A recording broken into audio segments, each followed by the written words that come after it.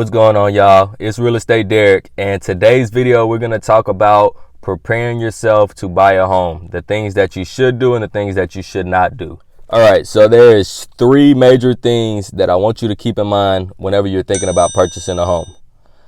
Number one, credit. Your credit has to be 580 or above.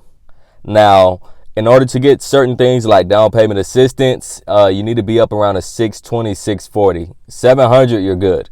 But just to qualify to purchase a home, your credit needs to be a 580 or above. Number two is your income. So you have to have been at your job or in the same field for 2 years consistently. Now, you can have a break. You can go to a different job. But there can't be a major gap and there can't be repeated gaps in your work history. And just a little tip for people who are counting overtime in their income. So most lenders won't count overtime unless you've been doing it consistently for 2 years.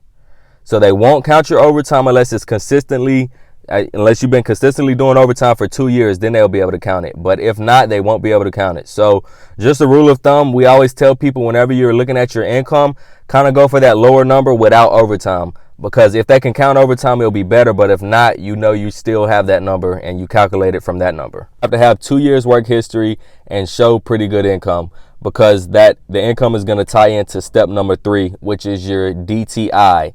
Your DTI is your debt to income percentage. In order to purchase a house, you want your DTI to be under 40%, meaning that your debt, and that is things like student loans, car loans, credit cards, anything that you have out that's counted as debt on your credit report, that's going to go against your debt to income. So they're going to take your income, they're going to take your debt, and they're going to give you a debt to income ratio, which will be a percentage. And you want that percentage to be under 40%.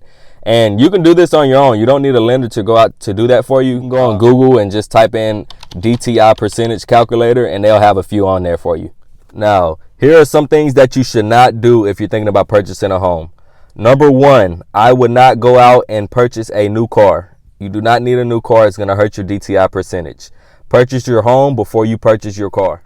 Number two, do not go out and apply for a whole bunch of credit cards, because that's going to show up as a lot of inquiries on your credit report, and inquiries can bring your score down. So you want to keep that score up. So just hold off on applying for credit cards until after you purchase your home. All right, so here's some of the things that you can do that will help you.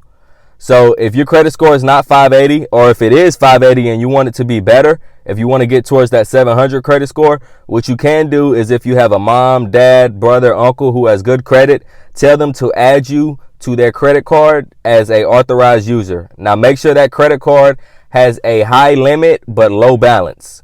So once again, make sure that credit card has a high limit and low balance. Tell them to add you to it, and it will shoot your credit score up. Hope y'all enjoyed the video. And as always, if y'all know anybody in the Houston area that's looking to buy, sell, or invest in real estate, send them my way. I'll reach out to them, or they can reach out to me, and I'll help them out and get them started.